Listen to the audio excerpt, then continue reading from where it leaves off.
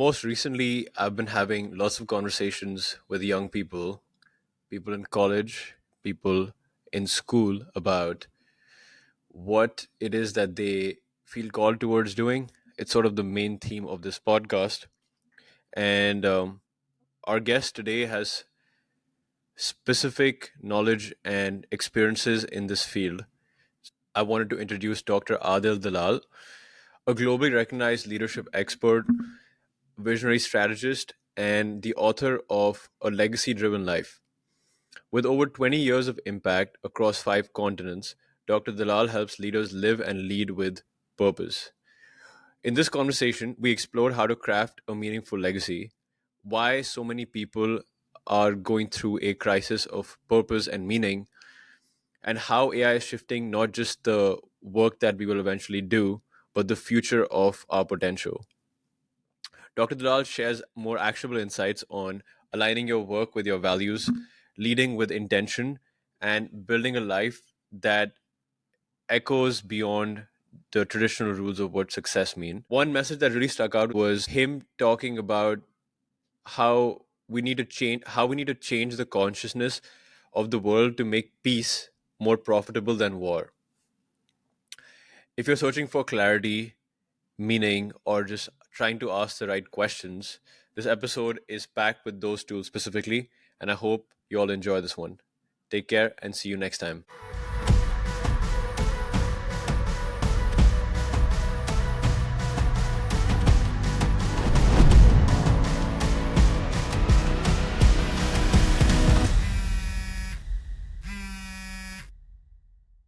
Thank you for joining, and thank you for Jessica Yes, for connecting exactly. us. Yes. I really appreciate you should thank Jessica too. Yes, I wanted to dive into your book, but there's a lot that has happened before for you to write the book. Okay. So, I wanted to ask you about your upbringing first, because a lot of these inspiration that we have and things we find that we are called towards pursuing have some roots and seeds in the childhood of people. So, what do you think we need to know about your story to understand why you do what you do right now? That's a very insightful question. I think the sometimes these things are internally right from childhood. I basically grew up in a middle class family in Mumbai, but the values were very straightforward. We are Zoroastrians, so we followed good thoughts, good words, good deeds as much as we can. We followed that kind of journey. And to me, I was not much of a religious person. I was more spiritual. So I would be reading books from every religion, and it's like uh, each religion teaches you something good. So why focus on one religion? So that spirituality always helps you. I think that is one thing I feel bad about this generation is that foundation of spirituality, and the sooner it starts in your life, the better it holds you up during tough times. So we all go through tough times in life. And when you don't have that foundation that there is something more than just this present, moment, and you read stories of a lot of people, a lot of kind of saints and people who have gone through hardship. That gives you the idea if they can do that and still be considered great, I can go through this without going into the negativity of drugs and other type of things. You don't have to focus on that. There is a way to get out of the emotional this which every life goes through. So I think that, but you asked a very good question. I've not been asked that question before, so thank you. So, on that topic, you said Zoroastrianism. What are some lessons or some memories you have with your family that kind of stuck out to you about the core principles and how they applied in your life right now? Yes, from the family, my dad was a very simple person. He kind of said it as he saw it. No kind of airs, no kind of no politics involved. So that's the road I picked. I think it's very important to kind of be in this world, but sometimes you have to, be a little unique. And that's what he was. It felt like he was not from the generation he was in. He seemed like a different generation, and so that was an important thing for me as we grew up. Is and so I think, but overall, the from the family point of view too, it was very, basically do your best. We never we weren't kind of pick a particular line or a particular career. We all did, what we felt was, so each of us went into a different field, and that's what happens with my kids too today. Never force them, but always encourage them to do your best. It's not always about getting an a 4.0. It's about doing what you think you have done your best. As long as you do that, then it's fine. It's this is a very timely conversation because very recently I've been seeing all across different social media platforms all about the college admissions that have been coming out since a lot Yeah, of kids are now going to college, and a yeah. lot of it has been around I got a full score, I got all this stuff, but still I didn't get accepted into these colleges that I was looking to get into. And it happens every year where you have certain expectations about what you are and who you are and how you map onto the expectations of these colleges.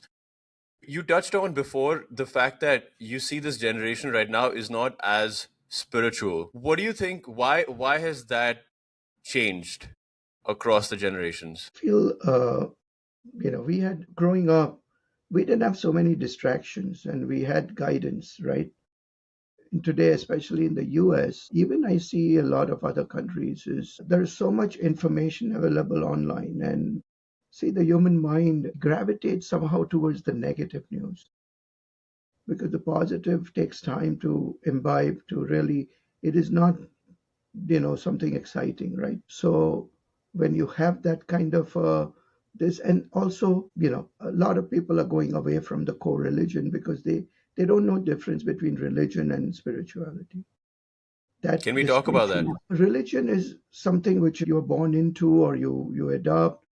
Religion is just a kind of a guidelines it gives, right? But it cannot prescribe to each person. Each person evolves at a different rate. They're in a different stage of life. So religion gives you kind of a framework of what to do. Spirituality is experiencing and adopting that framework in your life, right? None of the saints or the prophets who came, they did not create these religions. It's their followers who created it. So instead of putting a picture or only praying to a God, that was not the idea. They came to teach us that, hey, I am here as a human being. You need to follow a similar path. You are a human being. See what I taught you and try to follow that. It's not only about just sitting and praying. So spirituality is experiencing that. Also, what is the purpose of life? Ask that. Who are you? Those are very deep level questions which will lead you to sometimes into a rabbit hole, but it is a pleasant rabbit hole, correct? You'll find a lot more about yourself when you ask those interesting and a very insightful questions about religion and spirituality. So all my Right. life, that has been my kind of path is, hey, there is more to life than just what we are doing here. So that's why all my books have been focused on spirituality, not exactly spirituality, but giving humanity a little bit of a hope that there is something more than that. Where can we start on this conversation about giving humanity hope? What are the core mindsets and principles that we should look to understand that it's not so bad out there? Things are not as bad as you think they are. They're actually really good. So it's funny, it's I'm actually this is something I've written a lot about, and in my upcoming book too, I mentioned this, is that, see, when is the planet was created 4.6 billion years ago with a B, right? Humanity, the modern humans came about 200,000 years ago. But the first industrial revolution happened only 200 years ago. So in 200 years, humanity has gone from being a craftsman to a spaceman. Do you understand? 200 years, that's a steep climb. And now with AI coming into the mix, correct, we don't know where we are going to go, up, down, or over, correct? So humanity has achieved some amazing, amazing things, and there is a reason which I will be talking about. But so you need to respect what we have achieved, but we also need to be humble because we know that there have been ancient civilizations which have been completely wiped out. So in all this great things we are achieving, when you zoom out, you're looking at a galaxy and looking at, we are not even a speck of dust. Earth is like a pebble on the galaxy. So, number one, you feel good about what you're achieving, but at the same time, be humble because we are nothing in the big scheme of things. So, that humility, when you have that humility, you have an understanding that humanity is really powerful, but at the same time, it is very fragile. That balance, then we have to keep going forward as we move forward on this path. Whatever innovations we make, anything you make, keep humanity first. If you don't do that, you are going to, a lot of people who are working on technology, which is in the kind of what you say, defense area and weaponry, that destroys humanity. So to some extent, and sometimes we need to safeguard ourselves. There is no need to say we don't have to do it. But I'm also part of a very big movement called the Peace Train movement. And it is really, we are trying to change the consciousness of the world to make peace more profitable than war. That has been missing right now. War is very profitable, peace is not. So we are trying to make that change in the leadership mind. And so I'm part of that. I'm a co founder there to kind of get that movement going. Making peace more profitable than war. That is very interesting. So, on that topic, what can be done to make peace more profitable than war? A lot of things which we need to do, peace in the olden days or in just, it's thought of someone who is passive, dove. But today, our people, if you talk about peace to a terrorist, they're not going to look at peace the same way. I mean, they'll catch the dove, they'll cook it, and they'll consume it, right? So for me, we need a warrior mindset. We need a different version of peace. We need a different symbol of peace. We need like someone, like, in ancient times, they had this lion with wings, the griffin, correct? That is to me today more appropriate version where, hey, we are trying to do peace, but we are also prepared for bringing peace in a much more where the warrior mindset is about really getting your own self to a level where you don't ever have to fight a war. But they always, you know, the other side will not try to even attack because they know that you are on the right side of history, you are on the right side of humanity. So protecting that, creating that, also creating technologies which uplifts human beings. Correct. Today there is so much beautiful technology out there. How do you make humans more advanced, more, instead of focusing only on the artificial intelligence, what about human intelligence? The HI is much more powerful. We are the only species which is creating something which will replace us completely. That is not an intelligent species. So the word intelligence should be, questioned. Can we I am very pro AI. I'm writing a book on it. But at the same time, I know that what the follies of AI are going to be on humanity.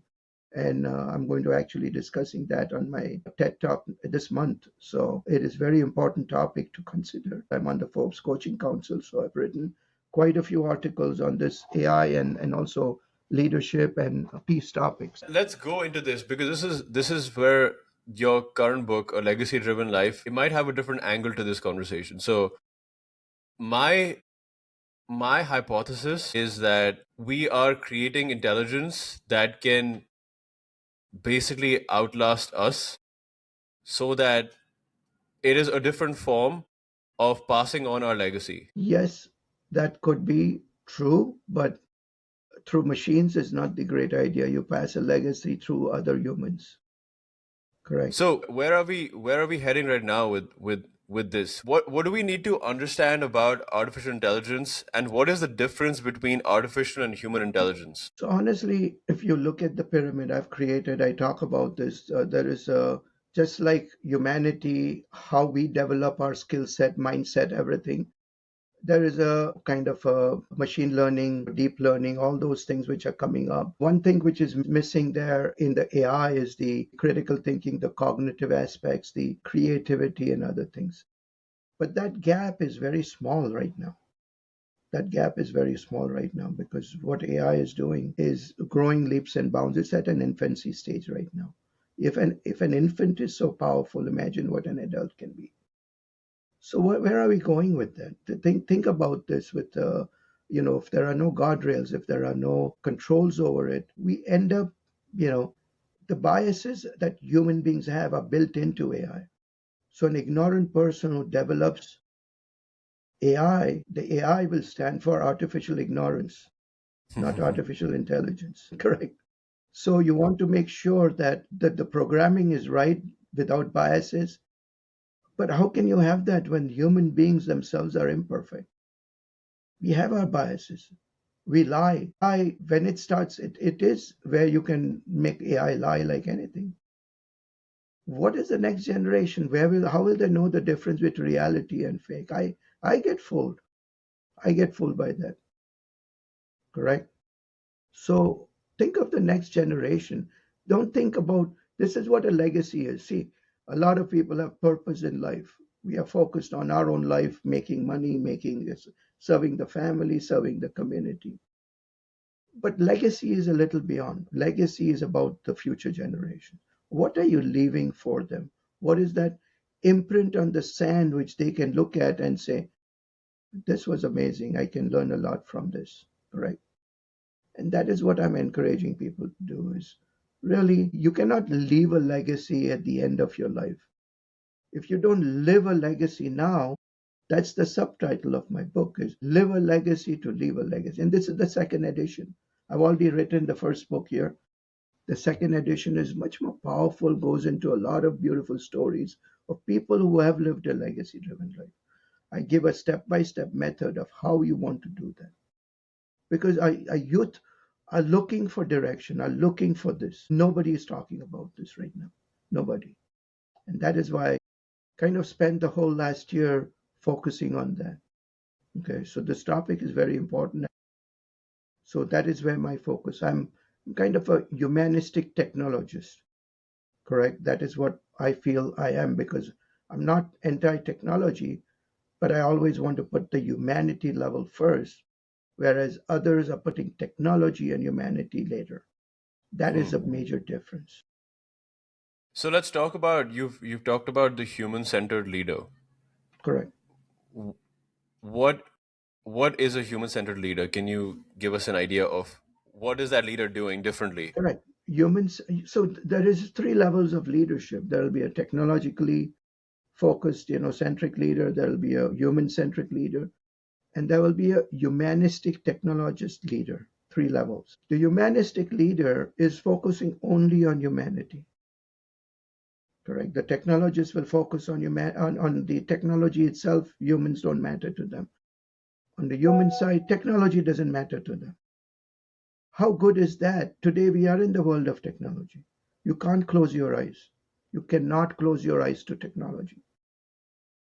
So the leaders we need today are savvy with all the technology of the current world, but the focus is on humanity. Serving humanity, saving humanity, keeping humanity first. If that happens, then we'll have the leaders of the future, which will safeguard us. Otherwise, you know, I mean, we've seen in the all these stories about how Atlantis and other civilizations has been wiped out. We should be understanding of that is possible with us. That is possible. Oh, it would be sad if we are the creators of technology that wipes us out. Correct. That would be truly the ironical end to humanity. Correct. So safeguard us against that. We cannot afford to keep moving in this direction. So, what does the world look like when we map out AI at scale in all the different countries, in all workplaces? Currently, there's already been enough data going around that companies are not hiring as many people. Because, They are trying to find other use cases to because basically generate AI and use AI for their workplace workflows. What happens to the future of work when AI is at scale across all workplaces? I mean, the writing is on the wall, right? And this is just the starting of it. This is just a initial piece of it, correct? Uh, think about when they unleash the robots with AI on the workforce. Just think about that. They'll work 24/7. They don't need breaks. They'll be very much more efficient. They can do a job of three human beings, probably more. So, what is a human being going to do at that time? Do you understand? Yeah. So, I'm not saying robots and AI is, again, I myself apply AI. I myself am using it. So, I'm not saying it's a bad thing. It's just that we have to be very mindful of what it is. I'm going to give you an example. I was running a major transformation in a medical company. I was leading a complete transformation of my organization, and I was applying very high level lean, Six Sigma, demand flow technology tools to it.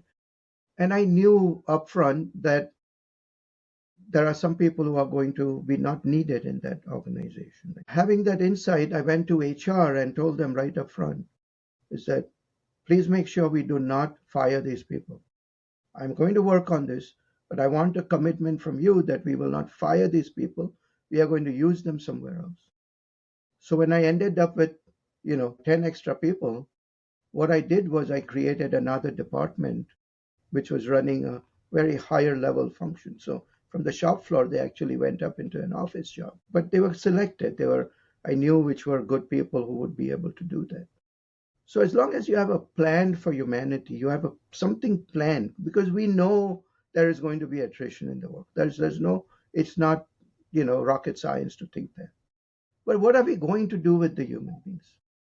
See, people without a purpose are very dangerous to themselves and to others. You see that.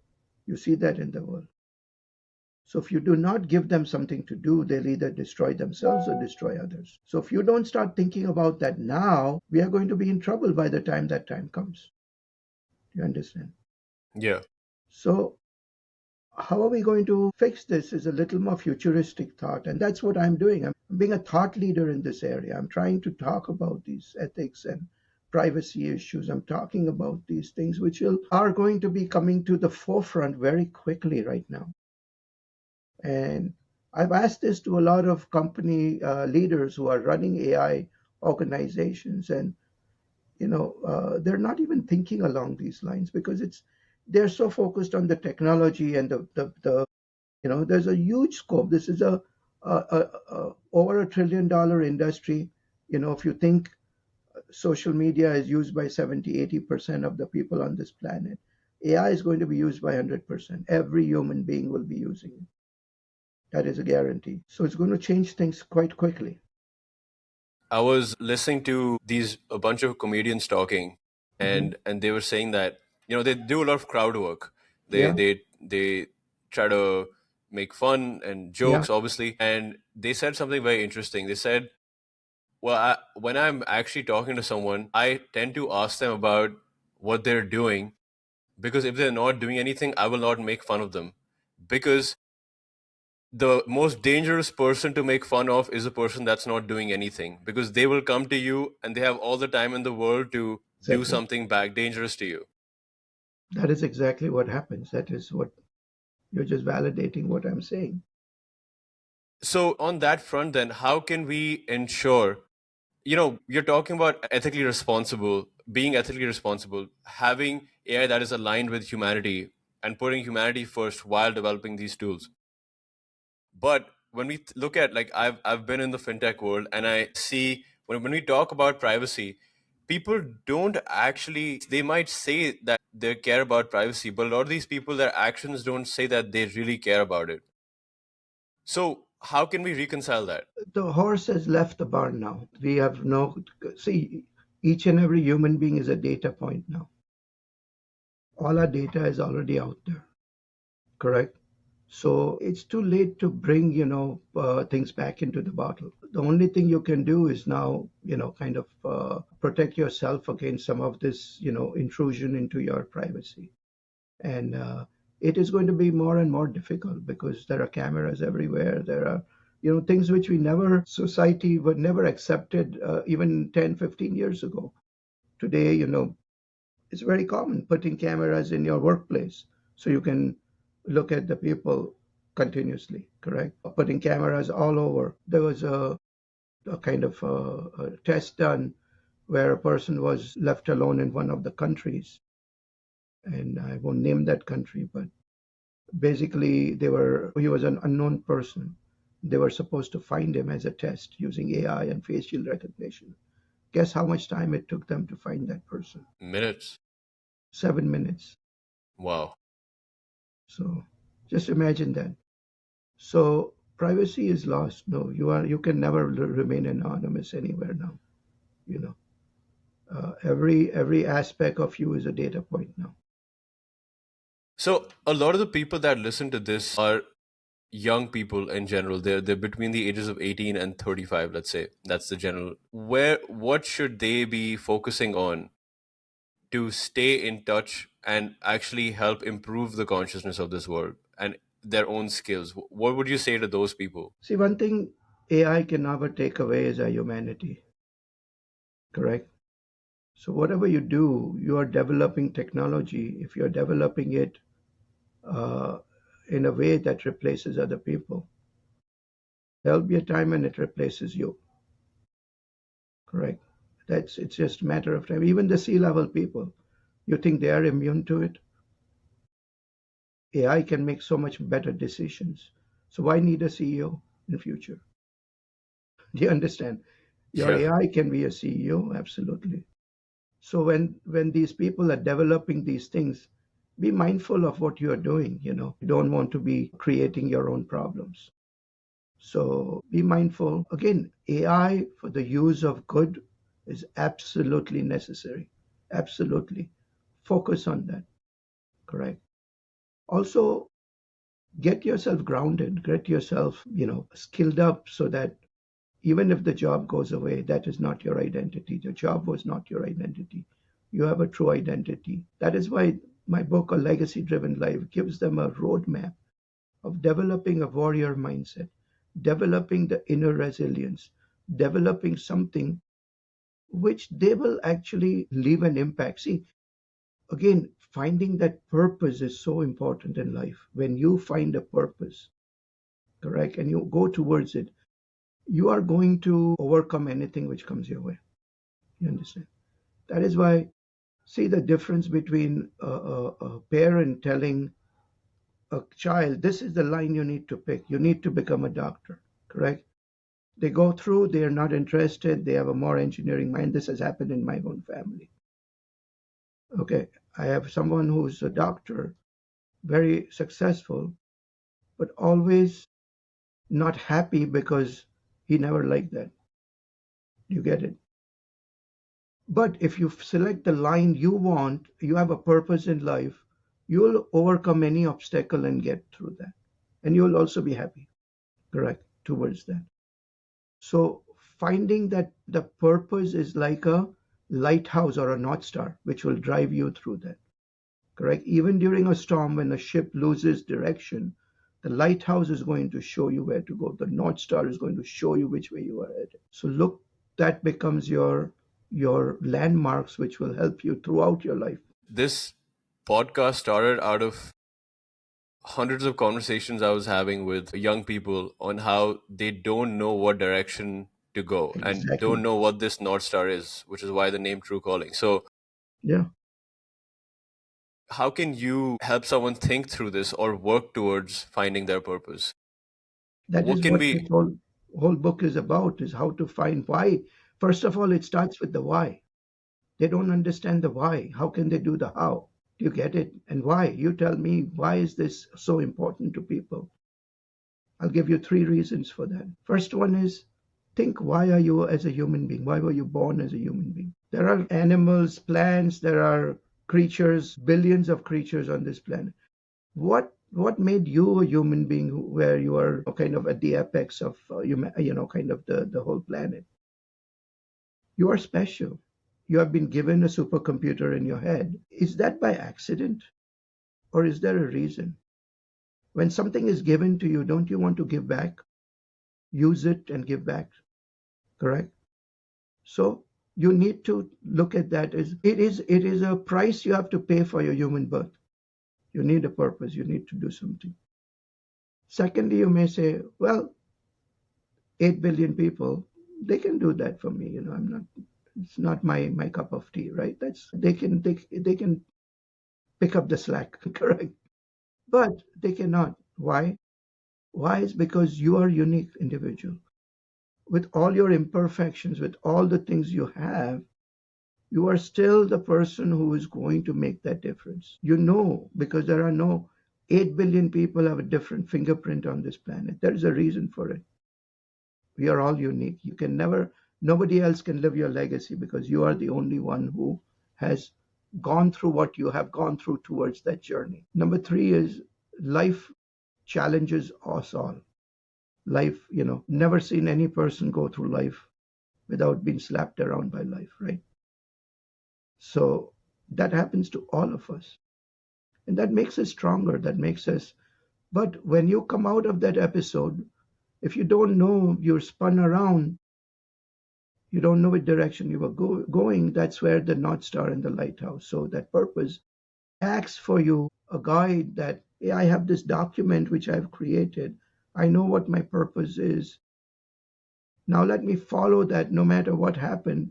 I was slowed down a bit, but now I still have this document. I was along this path. This is where I got spun around, but I know exactly where to continue. When you don't have that and you get spun around, you just move in any direction that takes you.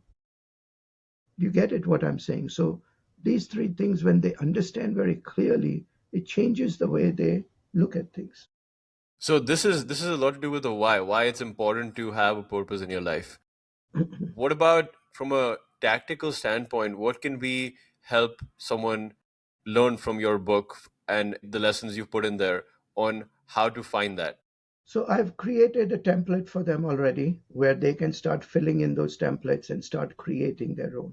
I also do workshops for students, for companies, because even in a corporation, a lot of people have their own kind of agendas which they come in. And that is why today, if you look at the Gallup kind of numbers, what is the engagement level in a corporation today? Do you know? What is engaged Like employees percentage? percentage wise? Maybe 40%? 32. So you're losing 68% of the people. Why? Because they are not aligned with the view of the company. So You what's understand? happening there? What is happening there? A Why are lot they of not things aligned? happening, right? There's a lot of things happening there. Is first of all, they know that they are kind of dispensable, correct? And same thing with the corporation too. It's that in the past years, a lot of our people would work 30 years, 40 years for a corporation.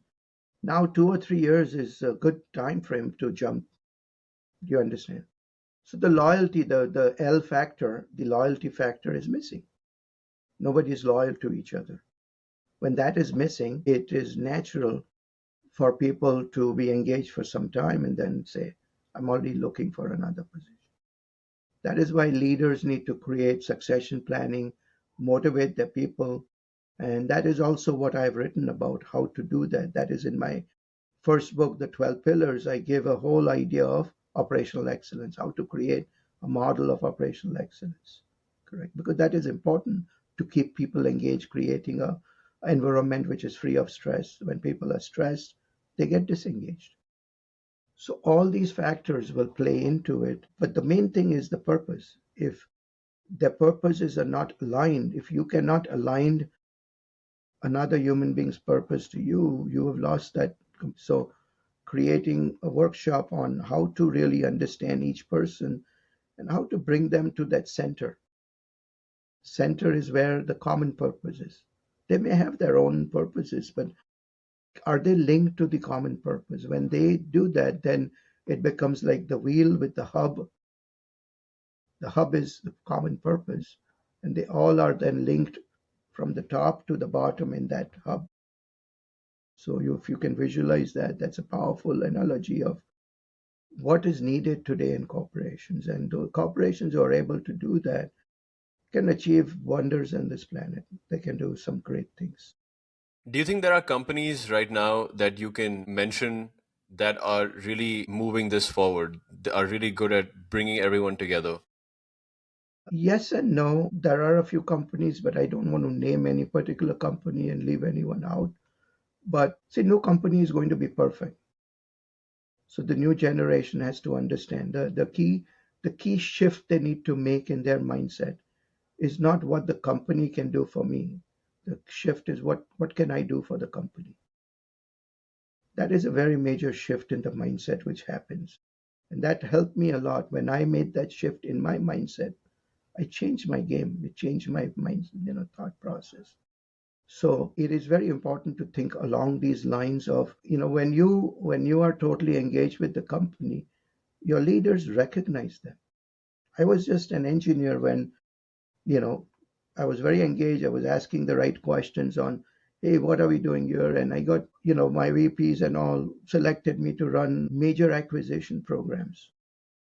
Okay. And there were many more qualified people to run that. And they selected me. Then they selected me to transform entire organization of, 5 business units in 1 year. In 8 months, I had to do that. This was over a $300 million, of transformation, and it was like almost like a heart transplant where we had to keep our production growing, but at the same time completely transform everything, every system in that business unit. And I had to go through 5 of those, including clean room, including so this was for a medical company.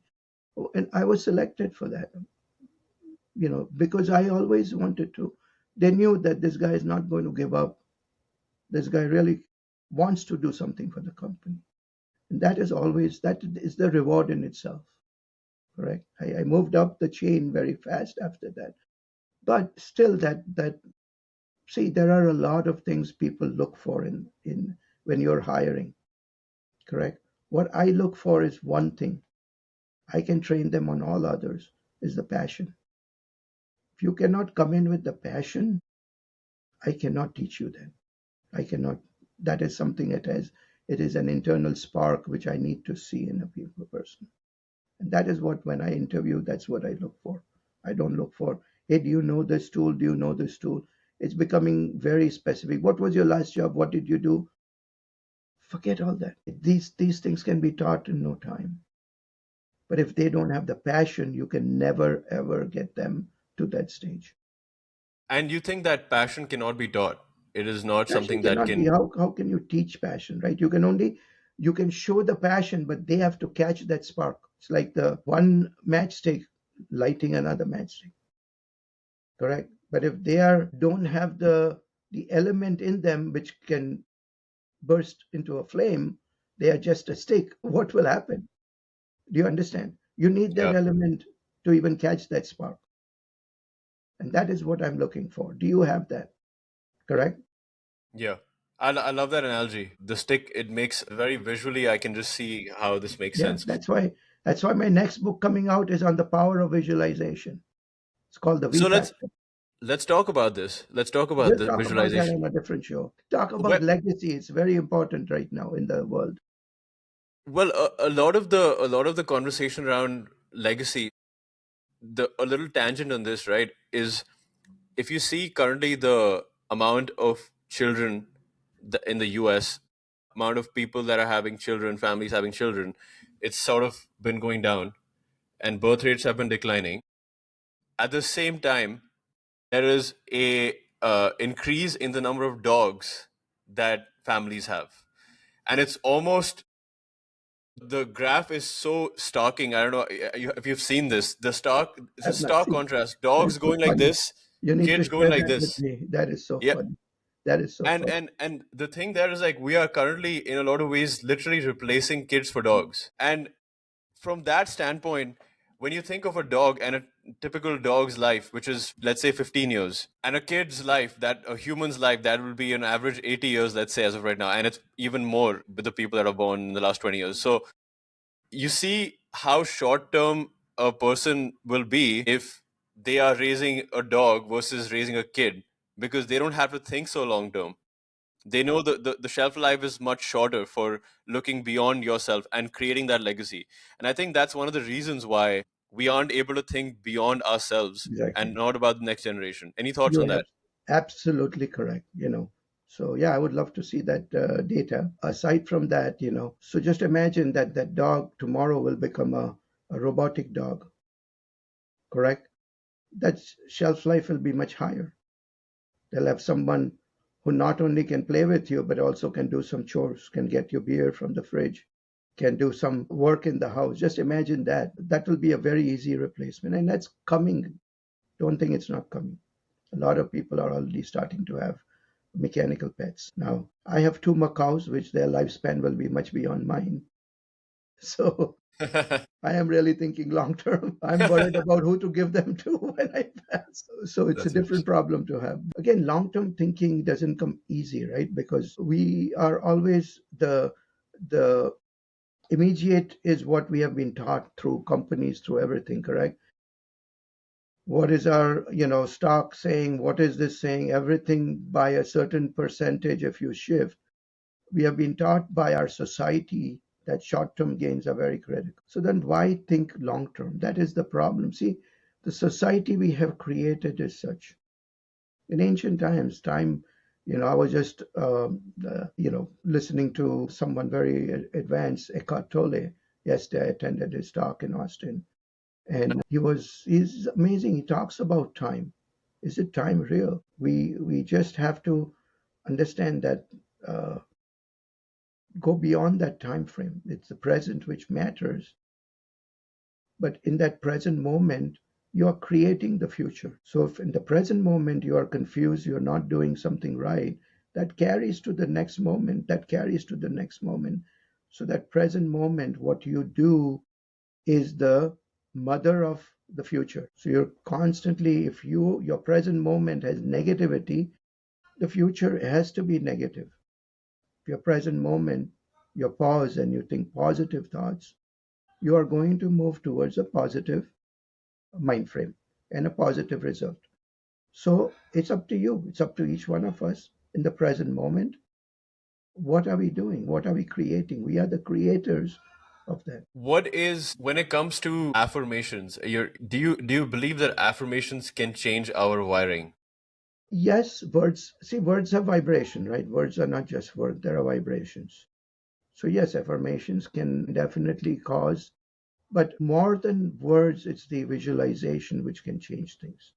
So, in my book, I talk about the science. I'm not just talking the mumbo jumbo of visualization. I'm saying this is a superpower you've been given. And you're not using it, correct? There's a beautiful science behind why that is so powerful. So, I talk about that in my book. It should be out within a month or so. Is there any, have you also looked into how cultures, historically have used visualization? Absolutely. I mean, that's cultures, have developed through visualization because, you look at all the what do you say, even the technologies we are enjoying today are due to visualization. Do you know that Einstein was a great visualizer? He talks about riding the beam of light. The theory of relativity is because he was a visualizer. Do you know that the flight uh, or the brothers, Wright brothers, one of the brothers was a visualizer. They were having a huge issue with one of the rudders. They could not figure out how to get that, the tail, section to be perfect. And one of the brothers actually visualized it, and that's how he found the solution. So I have in my book I write about so many examples of visualization which have changed our world, changed the everything what we are doing. Walt Disney was another great leader who was a visualizer. So we have lost, we may be doing it by accident sometimes, but it is a science and I teach that.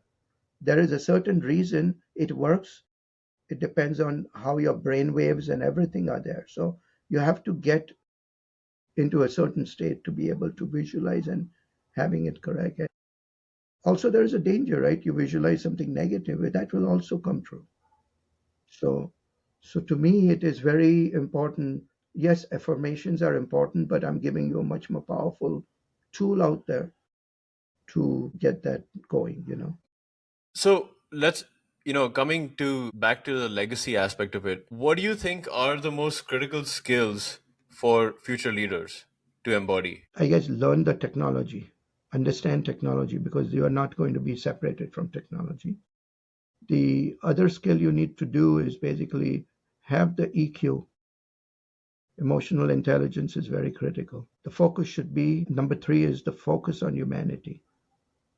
Okay, if you do not want to create something which will kind of diminish the humanity in us, because we are special and you want to keep us special. So you don't want to be the leader which has any role to play in extinguishing that. From the standpoint of EQ, how did you go about developing your EQ? What was the intentional steps you took towards that? I guess the intentional steps were, even when I was working on a lot of technological things, I took a step back and saying, what am I doing for humanity? Correct. Where is the empathy? Where is so when I lead people, my focus is always on the people side of things. I At one point I was not. I was pushing people beyond their limits. I was saying, hey, because I felt, hey, I need to, show that I can do this. But when you mature a little bit enough, you see that that's not the right approach. Correct. Stressing people out is actually creating worse things for them. They carry it to their families. It is not the best way. You need to be a strong leader. You need to take some tough decisions when you have to. But at the same time, be empathetic. If somebody has a sick child, if somebody has a sick parent, don't say, hey, this is it, I can't do this. Correct. There are always exceptions. You put yourself in their shoes. When you create an empathy, EQ grows quite a bit. So that empathetic rule of what if this was me, just switch those roles and you will see that EQ develops much faster. I I believe that visualization from that standpoint is also very, very important. I mean, just really being able to put yourself in someone else's life. Yeah, And I just recently had a conversation that I uploaded on with a uh, guy who had a theater background. He is like, actors are the best at developing the most empathy because they have to literally embody the lives and exactly. mindset beliefs of Yes, someone completely different from them. I totally agree. Totally agree with you. Last question, Adil, was on what do you hope the readers will take away from this book? What is the most important message you want to bring out? Hope there is a way out. There is a way, if you may, out of this matrix, correct? And I'm giving you a formula. I'm giving you a very detailed, reason of the why, the how, and what are you going to face while you do that journey. It's not an easy journey, but nothing in life which comes easy is of value, correct? So, Right. so enjoy the ride. We are on this planet for whatever little time we are. Make the best of this ride. Correct. Don't get too involved with it. Be an observer. Observe, and don't compare yourself with others. When you have your purpose, that's your purpose, and you need to define it for yourself and go beyond the purpose into a legacy. So that is the message, and I think they will really, it changes the world when you start. It's not a small movement. It is a movement I'm creating, not just a book. So I don't want you just reading it as another book. I want you to implement it. I want you to really think about your life, that at the end of your life, you will have your birth date and your death date, last breath. It will be defined by a dash. Correct. Every one of us. There are some people who've gone beyond. Today we think of them as alive today because of their teachings, their things, what they've left behind. So they changed that dash into an infinity. So I'm Hmm. teaching you how you will change that dash where your sign will not be a dash, it will be an infinity sign in there that you have lived way beyond. So the death date does not matter, it will drop off. You'll have your birth date and an infinity sign. Hmm. That is a powerful message I want to leave with you guys. I love that. And I'll link the book on our podcast here. I have a couple of trailers. Feel free to use that. It's on YouTube, so feel free to share. But this is an important topic, Sarthak, and this is something which I'm very passionate about. Yeah, I can see the passion, and I love how forward thinking you are in the way that you're approaching this to get everyone on board. Thank you so much for joining, and Welcome. thank you for sharing your thoughts and reflections on your journey. I really appreciate that. Thank you, Sarthak. Thanks for inviting me. Appreciate it. Thank Awesome. you. Thank you for listening, guys. Thank you.